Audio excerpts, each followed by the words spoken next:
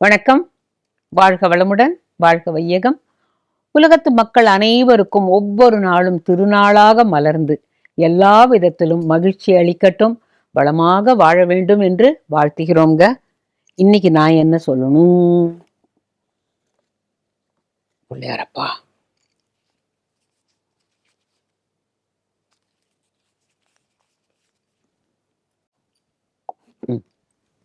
நம்பிக்கை மந்திரம். நம்பிக்கை மந்திரம் ஏற்கனவே நான் ஒரு கதை சொல்லியிருக்கேன் உங்களுக்கு. என்ன தெரியுமா? ஒரு பையன் பயந்தாங்குழியா இருப்பான். பாட்டி போய் ஒரு முனிவர்கிட்ட கேட்பா.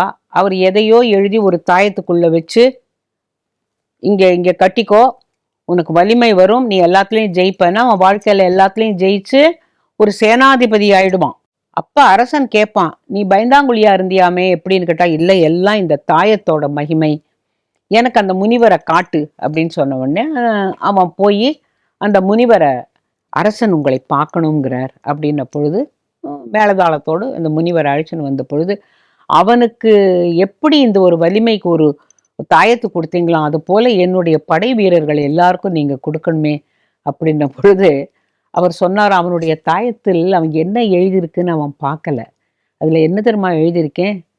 துணிவே வலிமைன்னு எழுதி அந்த ஒரு பேப்பரை உள்ள வச்சிருக்கேன், ஒரு காகிதத்துல ஒரு ஓலையில எழுதி வச்சிருக்கேன். அவன் அதை படிக்கல. இது இருக்கிறதுனால நான் ஜெயிக்கிறேன்னு நினைச்சான். அதுதான் பொழுது அவன் சொன்னானா, ஆக மொத்தம் மனச தைரியமா வச்சுக்கணும் இல்ல. இப்ப இது இருக்குங்கிற தைரியத்துல தானே அவன் இவ்வளவு ஜெயிச்சுட்டு வந்தான். பரீட்சை எழுத போகும்போது சொல்லுவாங்க, நீ இன்னைக்கு நேத்து படிச்சதுதான் வரணும்னு எதிர்பார்க்க வேண்டாம், இத்தனை நாள் நீ படிச்சதுல ஏதாவது வரும், யோஜனை பண்ணாமல் தெரிஞ்சதை எழுதிட்டு வா அப்படின்னு அந்த காலத்துல சொல்லி அனுப்புவாங்க. எல்லாரும் 100க்கு 100 வாங்கணும்னு சொல்ல மாட்டாங்க. ஏதோ பாஸ் மார்க் வாங்கி அடுத்த கிளாஸ்க்கு போயிடுவாங்க. இதுதான். இப்போ 2 நண்பர்கள் என்ன பண்ணாங்களாம், பல விஷயங்களை பத்தி பேசிக்கிட்டே அவங்க ஒன்னா படிச்சு ஒன்னா வளர்ந்து அப்படி வளர்ந்த ஒரு நண்பர்கள். ஒரு ஊர்ல இருந்து இன்னொரு ஊர் போகும் பொழுது கொஞ்சம் லேசா இருட்டும் பொழுது ஒருத்தன் சொன்னானா, நம்ம இங்கேயே உட்காந்துருவோமா, அப்புறமா போய்க்கலாமா அப்படின்ன பொழுது, இல்ல இல்ல, ஓரளவு எவ்வளவு தூரம் முடியுதோ அவ்வளவு தூரம் போயிடுவோம், எங்கேயான முணுக்கு முணுக்குன்னு விளக்கு தெரியும், அந்த வீட்டுக்குள்ள போய்க்கலாம். அப்போ போய்கிட்டே இருந்த போது அந்த இருட்டுல ஒத்தனுக்கு காலில் ஒரு வேர் தடிக்குது. இவனை பிடிச்சுக்கிட்டான். 2 பேரும் போய் ஒரு குழிக்குள்ள விழுந்துட்டாங்க. 2 பேரும் எழுந்திருக்க முடியாதபடி ஒரு குழிக்குள்ள. அந்த அறகுறை இருட்டுல என்னடான்னு பார்த்தா அது குழி அல்ல, ஒரு கிணறு, பாழுங்கிணறு. ஒரே சேரும் சகதியுமா பாசி படிஞ்சிருக்கு. என்னடா இப்படி விழுந்துட்டோமே, நல்ல வேளை நம்ம 2 பேருக்கும் நீச்சல் தெரியும், அதனால தண்ணிக்குள்ள மூழ்க மாட்டோம், இரு நான் கையால தடவி எங்கேயானு படிகிடி இருக்கா பாக்குறேன்னா, படியும் இல்ல ஒண்ணும் இல்ல. ஒரு இடத்துல மட்டும் ஒரு லேசா ஒரு வேர் தெரிஞ்சதான். ஒரு பையன் அழவே ஆரம்பிச்சுட்டான். நான் சொன்னேன்ல நம்ம அங்கேயே உட்காந்து இருக்கலான்னு, நீ தானே போலான்னு சொன்ன. சரி, இப்ப என்னடா பண்றது, அடுத்து என்ன பண்றது, என்னால உன்னை தூக்கிக்கிட்டு மேல போக முடியாது இல்லையா, உனக்கும் மேல வரத்துக்கு பயமா இருக்கு, என்ன பண்ணலாம் தெரியாது, நான் இங்கேயே சாவறேன், நீ போ அப்படின்னா, நான் உன்னை விட்டுட்டு போக முடியாது, இரு, இந்த வேர் ஒண்ணு இருக்கு, நான் அடியில போய் ஒரு கல்லை எடுத்துட்டு வரேன், நீ இங்கேயே இரு, இந்த சுவத்தை அப்படியே பிடிச்சுக்கிட்டு இரு, என்ன கையில இருக்கோ அதை அப்படியே எரிக்கி பிடிச்சுக்கோ அப்படின்ன பொழுது அவன் அங்க போய் ஒரு கல்லை எடுத்துட்டு வந்தான். கல்லை எடுத்துட்டு வந்து இந்த வேரை கொஞ்சம் தட்டிக்கிட்டே இருந்தான். அந்த வேரை தட்டி தட்டி எத்தனை கம்பு வருமோ அத்தனை கம்பு எடுத்துக்கிட்டான். இவன் சொன்னான், என்னால முடியலடா, போய் கல்லை எடுத்துட்டு வந்து இதெல்லாம் எடுத்துட்டேன், கொஞ்ச நேரம் கழிச்சு நான் ஏதான ஒரு வழி பண்றேன் உனக்கு அப்படின்னு இருக்கான். அப்ப தண்ணி கலங்கள் இல்லாம கொஞ்சம் தெளிவா ஆன பொழுது நிலா வெளிச்சம். அவன் சொன்னானா, இந்த பாரு, இன்னைக்கு நிலவு இல்லைன்னாக்க நீ நானும் இன்னும் இருட்டுல உட்காந்துருப்போம் பாரு, இதை பார்த்துக்கிட்டே கொஞ்ச நேரம் இப்படி மனசு தெளிஞ்சு போண்டா, நமக்கு நல்ல நேரம் வரும், எப்படியானு வந்துடலாம், நீ இப்படி மனசை தளர விடாத. எப்பொழுதுமே வாழ்க்கையில நீங்க ஏங்க கவலைப்படுறீங்க, இது நடந்துருங்கன்னு சொல்றதுக்கு ஒரு வாக்கு யாரான்னு சொன்னாங்கன்னா இவன் கண்டிப்பா 10 அடிக்கு 20 அடி தாண்டிடுவான். அந்த என்ன சொல்றது, அந்த என்கரேஜ்மெண்ட் வார்த்தை நமக்கு வாழ்க்கையில யாரும் கொடுப்பதற்கும் இல்லை, நாமே நம்ம குழந்தைகளுக்கு கொடுக்கறது இல்லை. போடா உன்னால ஒன்றும் முடியாது, அது வேணா சொல்லுவோம். ஏய் உன்னால முடியும்டா அப்படின்னு நீங்க சொல்லி பாருங்க. இதுதான் வாழ்க்கையில பெரிய தாரக மந்திரம். அப்ப அவன் என்ன சொன்னான்னா, சரி இந்த கம்பை வச்சுன்னு என்ன பண்ணலாங்கிற அப்படின்ன பொழுது, இப்படி தடவி பாரு, 2 செங்கலுக்கு நடுப்புற, கல்லுக்கு நடுப்புற இந்த இந்த கட்டையை வச்சுப்போம். எவ்வளவு கட்டை எடுக்கும், இந்த கட்டையை எடுத்துட்டு கொஞ்சம் மேல போவோம், அப்புறம் அடுத்ததுல வச்சுப்போம். இப்படியே இல்ல, இதெல்லாம் நடக்கிற காரியமே இல்லை. செங்கல் அப்படியே இடிஞ்சு விழுந்தா நம்ம 2 பேரும் திருப்பி தண்ணிக்குள்ளதான் விழுவோம். காலையில தான் யாரானு வந்து நம்மளை காப்பாத்தினா காப்பாத்தலாம், இல்லாட்டா முழுகிடுவோம்லாம் சொல்லியிருக்கான். அப்ப ஒருத்தன் 2 பேரும் ஒருத்தர் பேசல. இவனோட வந்தது தப்புன்னு ஒருத்தன் நினைக்கிறான். இன்னொருத்தன், நான் ஏன் அப்ப இருந்திருக்கலாமோ, இவன் சொன்னதை நான் கேட்கல. இது அந்த பச்சாதாபப்பட்டே 2 பேரும் பேசிக்காம இருந்த போது, நண்பா உனக்கு நான் வந்து இப்பதான் எனக்கு தோணித்து, உனக்கு ஒரு மந்திரம் ஒண்ணு சொல்லித்தரேன், நீ அதை தைரியமா சொல்லிட்டே இருக்கியா, சொன்னா உன்னை அறியாம ஒரு உத்வேகம் வரும் அப்படின்னா. மந்திரம் எல்லாம் உனக்கு தெரியுமா அப்படின்னு கேட்டான்.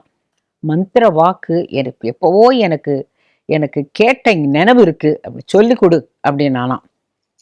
அதாவது எத்தை தின்னால் பித்தம் தெளியும், எதை பிடிச்சுக்கிட்டு மேல வரலாம் அப்படிங்கிறது தான் அந்த நேரத்துல. வேற ஒண்ணுமே இல்லை, பசி தாகம் ஒண்ணுமே இல்லை. அப்ப இவன் சொன்னானா, நம ஈவய, நம ஈவாய. என்னது நம ஈவாயாவா, நம சிவாயாவா நீ கேட்டான். நம ஈவாயா. அவன் சொன்னானா, இப்படி ஒரு மந்திரமான, நீ இதை சொல்ல.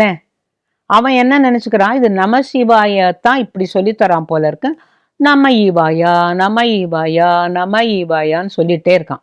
சொல்ற போது, ஏய் நிஜமாவே இந்த மந்திரம் எனக்கு ஏதோ ஒரு தைரியம் தருதுரா, நீ இந்த கம்பெல்லாம் இப்படி கல்லு இடுக்கல வெயி, நான் முதல்ல மேல இப்படி போறேன், அப்புறம் உன்னை தூக்கி விடுறேன், அப்புறம் இந்த கட்டையை எடுத்து 2 செங்கலுக்கு நடுப்புற வைக்கலாம், நம்ம 2 பேரும் இப்படியே தாண்டி தாண்டி வந்துருவோம்டா. விடிய காலம் 3 மணி இருக்கும், 3:30 மணி இருக்கும். இந்த பசங்க மெதுவா இந்த கட்டையை எவ்வளவெல்லாம் கட்டை எடுத்தானோ அந்த வேர் கட்டையை வச்சு வச்சு வச்சு 2 பேரும் ஒருத்தன் மேல போயிட்டு இவனை அப்படியே தூக்கி விட்டான். அந்த கட்டைகளையும் கையில எடுத்துக்கிட்டான். ஏன் தெரியுமா, அந்த கிணத்துல இந்த பாழும் வேர் இல்லாமல் இருந்திருந்தால் என்ன செஞ்சிருப்பாங்க? எந்த ஒரு சூழ்நிலையிலையும் கடவுள் யாரையும் முழுமையுமாக கை கழுவி விட மாட்டார். அந்த நம்பிக்கை வேணும். எங்கேயோ ஒரு சின்ன ஒளி எங்கேயோ தெரியும், நமக்கு இக்கட்டுல இருந்தா கூட அந்த சின்ன ஒளி நமக்கு நம்பிக்கை தரும். இவன் மேல வந்தான், எல்லாம் வேட்டிக்கிட்டு எல்லாத்தையும் புழிஞ்சுக்கிட்டாங்க. அப்பா ராத்திரி பூரா அது உள்ள அவஸ்தைப்பட்டுட்டோம், இப்ப என்ன பண்ணலாம், விடியட்டும் அப்புறம் வெளியில போலாம் அப்படின்னு சொல்லிட்டு 2 பேரும் உட்கார்ந்து இருந்தாங்களாம். லேசா விடியல் ஆரம்பிச்ச உடனே நடக்க ஆரம்பிச்சாங்க. அப்ப அவன் சொன்னானா, உனக்கு யார் சொல்லி கொடுத்தா இந்த மந்திரத்தை அப்படின்ன போது, நான் கேள்விப்பட்டிருக்கேன், யார் சொல்லி கொடுத்தான்னு எனக்கு ஞாபகம் இல்லை, என் மனசுல பளிச்சுன்னு உதித்தது. அது என்ன நம ஈவாயா, அது மந்திர வார்த்தையே இல்லை, உன்னை காப்பாற்றுவதற்காக, உனக்கு மனதில் தைரியம் ஊட்டுவதற்காக நானாக உருவாக்கினேன் அப்படின்னாலாம். நீயா எப்படியா உருவாக்கிடனாக்க, நம்பிக்கையும் மனதில் இருந்தால் வழி பிறக்கும் யாவருக்கும். நம்பிக்கை நம ஈவாயா, நம்பிக்கை மனதில் இருந்தால் வழி உண்டு யாவருக்கும் அப்படிங்கிறது தான் நான் நம ஈவாயானா. ஏன்னா நம சிவாயானா உனக்கு புரியும், இது நம ஈவாயானாக்கா கிட்டத்தட்ட அந்த மாதிரி இருக்கிறதுனால இது ஏதோ சாமி பேர் தான் நினைச்சுன்னு நீ சொன்னிட்டே இருந்த. ஆனா நீ என்ன சொன்ன, இந்த நிலவின் ஒளி தண்ணியில படும் பொழுது நான் இந்த மந்திரத்தை சொல்லும் போது எனக்கு ஒரு உத்வேகம் வருதுன்னு சொன்னிய, எங்கேருந்து வந்தது? இப்ப இந்த வார்த்தைகள்லையா இருக்கு? இல்ல, அந்த வார்த்தைகளை திருப்பி திருப்பி சொல்கின்ற பொழுது மனதுல ஒரு வைப்ரேஷன், உடம்புல ஒரு வைப்ரேஷன், ஒரு தன்னம்பிக்கை. ஸோ இதுதான்டாப்பா தன்னம்பிக்கை மந்திரம் அப்படின்னு அவன் சொன்னானா. நீ இதுக்காக என்னை கோவிச்சுட்டா 4 அரை அரைஞ்சிடும். இல்லை இல்லை இல்லை, அந்த நேரத்தில் அர்த்தமே இல்லாத ஒரு மந்திரத்தை சொல்லி கொடுத்தால் கூட எப்படி வெளியில வருவதுங்கிறதுக்காக நான் அந்த மந்திரத்தை சொல்லியிருப்பேன். இது ரொம்ப அழகா இருக்கு, நம்பிக்கை மனதில் இருந்தால் வழியுண்டு யாவருக்கும் அப்படின்னு சொன்னதுனால நான் இந்த கதையை ஏன் இப்படி உங்களோட பகிர்ந்துக்கிறேன்னா, ரொம்ப இக்கட்டு வரப்பொழுது உங்களுக்கு வேற ஒண்ணுமே தெரியலன்னா இறைவன் நாமன் அட்லீஸ்ட் ராமா தெரியும், கிருஷ்ணா தெரியும், சிவா தெரியும், ஏதோ ஒன்னையாவது, இல்ல உங்க குழந்தை பேரே கிருஷ்ணனா இருக்கலாம், கிருஷ்ணா கிருஷ்ணான்னு நினைச்சுக்கலாம். வாழ்க்கையில எல்லாருக்கும் இருள் சூழாத நேரம் கிடையாது. ஒளிமயமான எதிர்காலத்தை எதிர்பார்க்கும் போது நம்ம இருட்டுல இருக்கோம். அந்த மாதிரி இல்லாதபடி நமக்கு சூழ்நிலைகள் நமக்கு சாதகமாக இல்லாத போது இறை நாமத்தை எருக்கி பிடித்து கொண்டால் எப்படியோ நம்ம கரை கடந்து வந்து விடுவோம். இதுதான் ஜீவன் முக்தர்கள் நமக்கு சொல்லிட்டு போயிருக்காங்க. இங்க பாருங்க, அவங்கெல்லாம் எப்பேற்பட்டவங்கன்னா இறையருள் பெற்றவர்கள் சொன்னது என்னன்னு கேட்டா, கலிகாலத்துல உங்களுக்கு கை கண்ட மருந்து என்ன தெரியுமா? இறைவன் நாமம். இறைவனே சொல்லியிருக்கான், என்னுடைய நாமத்தை உச்சரி, நான் வந்து நிற்பேன் அப்படின்னுட்டு. ஆக மொத்தம் இந்த நண்பர்கள் சொன்ன நாம ஈ வாய நீங்க ஞாபகம் வச்சுக்கணும் எப்பொழுதும். நம்பிக்கை மனதில் இருந்தால் வழியுண்டு யாவருக்கும். சரியா? வட தேசத்துல பதரி அப்படிங்கிற இடத்துல பிரம்மணி அப்படின்னு ஒரு அரசன் இருந்தான். அவனுக்கு எல்லாம் நன்னா நடந்ததுனால குடிமக்களை பத்தி எல்லாம் கவலையே படல. எப்ப பாரு பாட்டு கூத்து அப்படின்னுட்டு அதை ஒரு கேளிக்கையாகவே தன்னுடைய அரச பதவியை கொண்டாடிட்டு இருந்தான். ஒரு நாளைக்கு என்ன பண்ணா, உப்பரிகையில உட்காந்துக்கிட்டு ஒரு பழத்தை உரிச்சு அந்த தோலியை அப்படி விட்டெறிஞ்சிட்டு சாப்பிட்டுட்டு இருந்தான். அவன் மனைவியும் அதே பண்ணிட்டு இருந்தா. கொஞ்ச நேரம் கழிச்சு மனைவி சொல்றா, அரசே அங்கே பாருங்கள், யாரு கட்டுக்காவலை மீறி அங்கே ஒரு பைத்தியக்காரன் வந்து நம்ம தூக்கி போடுற தோலெல்லாம் சாப்பிட்டுட்டு இருக்கான் அப்படின்னு. உடனே ராஜாவுக்கு கோபம் வந்தது. இத்தனை சேவகர்கள் இருக்கும் பொழுது யார் அவன் பைத்தியக்காரன் மாதிரி வந்து நம்ம தூக்கி போட்ட அந்த தோலெல்லாம் சாப்பிட்டுட்டு இருக்கான், அவனை இழுத்துண்டு வா அப்படின்ன பொழுது காவலர்கள் போய் அவரை 2 போடு போட்டு இழுத்துன்னு வந்து, அரசே இவர்தான் அரண்மனைக்குள் யாருக்கும் தெரியாமல் நுழைந்து விட்டார் அப்படின்னு சொன்ன உடனே அரசன் சொன்னானாம், இதுக்கு என்ன பதில் சொல்லுவீர் அப்படின்னு கேட்ட பொழுது பதில் ஒன்றுமே இல்லைன்னு சொல்லிட்டு பெருசா சிரிச்சாராம்.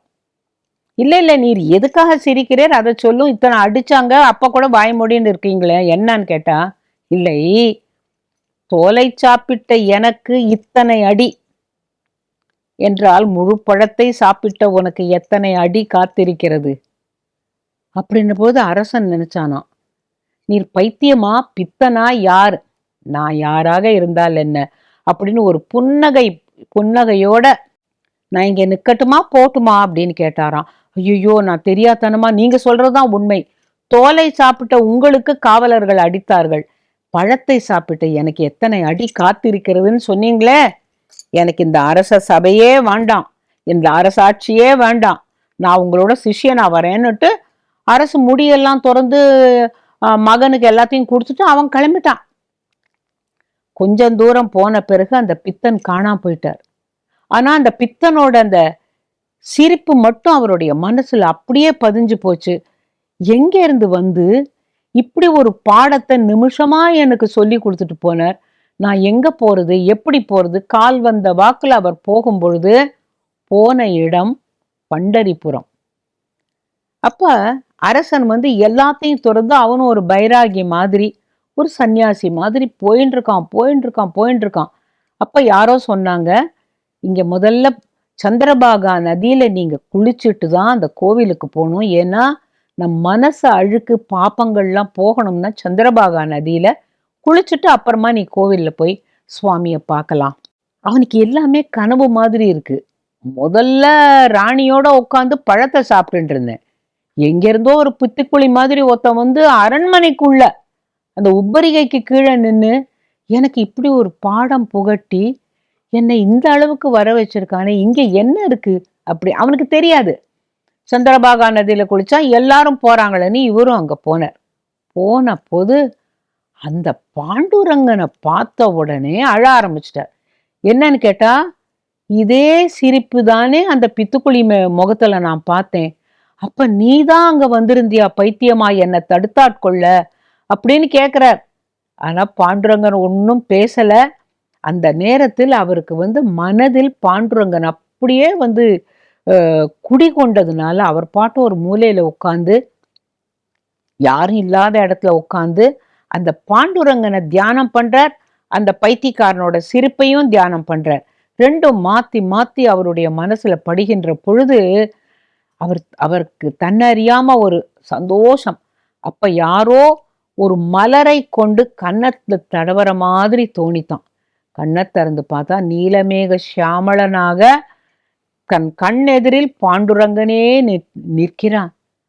நின்று ஒரு ஓலைச்சுவடியை, இது பக்தி சிந்து என்ற நூல், இதை நீ சகஜானந்தான்னு ஒருத்தர் வருவார், அவர் கல்யாணபுரத்துல இருக்கார், அவர் இங்க வந்தாலும் சரி, இல்லாட்ட நீ அவரை தேடிப்போ, இந்த நூலை அவர் மூலமாக உபதேசம் வாங்கிக்கோ, உனக்கு முக்தி நிச்சயம். ஏனென்றால் அந்த ஒரு க்ஷணத்தில் உன்னை மாற்ற வேண்டும் என்று நினைத்தேன், நான் மாற்றிவிட்டேன், நீ மாறிவிட்டாய் அப்படின்னு சொன்ன உடனே அந்த ஓலைச்சுவடியை வாங்கிட்டாராம். யாருக்குமே இல்லாத ஒரு பாக்கியம். அப்ப ஒரே சத்தம், கச்சா அமுச்சா கச்சா அமுச்சான்னு. என்னடா அப்படின்னு பார்த்தாக்கா சகஜானந்தா வந்து கொண்டிருக்கிறார். அவர் என்ன சொன்னார், நீ தேடிப்போ, இல்லாட்டா அவரே வருவார் அப்படின்னு சொன்ன. அதே நேரத்துல அவரே வந்த உடனே அவர் காலடியில போய் விழுந்து, சுவாமி இந்த மாதிரி பாண்டுரங்கனே எனக்கு உத்தரவு கொடுத்திருக்கான, அவர் எனக்கு தெரியும், வா உன்னை நான் சிஷ்யனாக ஏற்றுக்கொள்கிறேன் அப்படின்னு சொல்லிட்டு ஏற்றுக்கொண்டு அவருக்கு மிருத்யுஞ்சய என்ற பெயரை கொடுத்தார். மிருத்யுஞ்சய என்ற, எப்போதுமே தீக்ஷா நாமம்னு ஒன்று கொடுப்பாங்க. அம்மா அப்பா வைக்கிறது ஒன்று, அப்புறம் உபநயத்தும் போது ஷர்மான்னு ஒரு இது வரும், அப்புறமா தீக்ஷா நாமம்ங்கிறது குரு கொடுக்கறது. இவர் அங்க இருந்த பொழுது இந்த பக்கத்துல எல்லாம் வீர சைவர்கள் நிறைய இருந்திருக்கா. அவர்கள்ல ஒருத்தன் வந்து, சுவாமி எனக்கு நீங்க சிஷ்யனா ஏத்துக்க முடியுமா அப்படின்ன போது அவர் ஆஹா ஏத்துக்கலாமே அப்படின்னு சொன்ன உடனே மற்றவங்க எல்லாரும் இந்த மாதிரி செய்யலாமா, அவன் பாண்டுரங்கனை கும்பிடுறவன், நம்மெல்லாம் வீர சைவர்கள் கழுத்துல லிங்கம் கட்டிட்டு இருக்கிறோம், அந்த பொட்டிக்கு திறந்து அந்த லிங்கத்துக்கு நிவேதனம் பண்ணாம நம்ம சாப்பிடவே மாட்டோம், நீ போய் அங்க சேர்ந்துட்ட, அது ரொம்ப தப்புன்ன போது, இல்லை அவர்கிட்ட சகஜானந்தா இவரை சிஷ்யரா ஏத்துக்கிட்டு அவர் போயாச்சு, ஆனா இவர் முகத்துல இருக்கிற தேஜஸும் இவருடைய புன்னகையும் எனக்கு என்னமோ இவர்கிட்ட போய் நான் சிஷ்யன் ஆகணும்னு நினைக்கிறேன் அப்படின்ன உடனே அவனை ஒதுக்கி வச்சுட்டாங்க. அடுத்த நாளைக்கு இந்த வீர சைவர்கள் எல்லோரும் உட்கார்ந்து, அந்த ஊர் அரசன் வந்து எல்லாருக்கும் அன்னதானம் கொடுக்கின்ற பொழுது இந்த வீர சைவர்கள் எல்லாருக்கும் அன்னதானம் கொடுக்கிறார். இவங்கெல்லாம் உடனே சாப்பிட மாட்டாங்க. அந்த கழுத்துல இருக்கிற அந்த பெட்டியை எடுத்து அந்த லிங்கத்துக்கு இது எல்லாத்தையும் அர்ப்பணம் பண்ணிட்டு அதன் பிறகுதான் இவர்கள் சாப்பிடுவார்கள். அத்தனை பேரும் கழுத்துல இருக்கிற கட்டி வச்சிருக்கிற அந்த லிங்க பெட்டியை திறந்தால் லிங்கத்தையே காணோம், ஒருத்தர் கூட லிங்கத்தை காணோம். அப்ப ஒருத்தர் சொல்றார், அவன் இங்கேந்து போனானே, அவனை நம்மெல்லாம் திட்டினோம் இல்லையா, அதுதான் காரணம், வா வா அவர் காலிலேயே போய் விழலாம் அப்படின்னுட்டு அவர் காலில் வந்து விழுந்து, சுவாமி தெரியாதனமாக அவன் வந்து உங்களுக்கு சிஷ்யனா வந்தது எங்களுக்கு என்னமோ வீர சைவர்களுக்கு அது தப்புன்னு பட்டது, அதெல்லாம் ஒண்ணுமே இல்லை, இப்ப இவனை நீங்க ஜாதி பிரஷ்டமெல்லாம் பண்ணவே கூடாது, இவன் நம்ம எல்லாருக்குள்ளேயும் இருக்கிற ஆத்மா ஒண்ணுதான், அதை அவன் புரிஞ்சுட்டு இருக்கான், நீங்க இன்னும் புரிஞ்சுக்கல, இப்ப பெட்டியை திறந்து பாருங்கோ அப்படின்ன பொழுது எல்லாரோட பெட்டியிலையும் லிங்கம் இருந்துதான். அப்ப சகஜானந்த சுவாமி அங்கேருந்து வந்து சொன்னாராம், நான் அவனுக்கு மிருத்யுஞ்சயான்னு பேர் கொடுத்தேன். ஏன் மிருத்யுஞ்சயன்கிறது யாருடைய பெயர்? அப்ப எல்லாரும் இவங்கெல்லாம் முழிச்சாங்களாம், எங்களுக்கு தெரியலன்னு. அது சிவனுடைய பெயர். அவன் கும்பிட்டது பண்டரிநாதனை, பண்டரிநாதனுடைய மகுடத்திலேயே சிவலிங்கம் இருக்கு. இவங்க ரெண்டு பேரும் வேறையே இல்லை, மிகப்பெரிய சக்தி ரெண்டு பேரும். உங்களுக்குள்ளதான் அது புரியாம நாங்க வேற நீங்க வேற நீங்க பேசுறீங்க. மிருத்யுஞ்சயன் அவனுக்கு பேர் கொடுத்ததுக்கு காரணம், அவன் சிவனாகவும் இருப்பான் பண்டரிநாதனையும் கும்பிடுவாங்கிறதுக்காக தான் இந்த பேதம் உங்களுக்குள்ள வேண்டாம்னு சொன்னாராம். இந்த கதையில எனக்கு என்ன ரொம்ப பிடிச்சது அப்படின்னு கேட்டா, நமக்கு கூட வாழ்க்கையில ஒரு சின்ன டேர்னிங் பாயிண்ட் வரும். நம்ம பார்த்தா பைத்தியக்கார மாதிரி இருக்காப்பா, ஆனா எப்பேற்பட்ட உண்மையை சொல்றான் அப்படின்னு சொல்லுவாங்க. தெய்வமே வந்து அந்த அரசனை தடுத்தாட்கொண்டதுனாலதான் இன்றளவும் அந்த மிருத்யுஞ்சயனை பத்தி பேசுறோம். அவன் பேர் இருக்கிற பிரம்மணிங்கிற பேர் மறந்து போச்சு, ராஜாங்கிறது மறந்து போச்சு. சகஜானந்தா கிட்ட வந்ததுனால இறைவனே கொடுத்த அந்த ஓலைச்சுவடியை அவன் பாடி மற்றவர்களையும் பாட வைத்தான் அப்படிங்கிறது வரலாறு. இந்த மாதிரியான தெரிஞ்ச கதை அதிகமா பழக்கத்துல இல்லாத கதைகள்லாம் தேடி உங்களோட கொடுக்கறதுல தான் எனக்கு ரொம்ப ஒரு மனசு திருப்தி. உங்களுடைய எல்லாருடைய வாழ்க்கையிலும் இறை அருள் நிறையட்டும். நன்றி, வணக்கம்.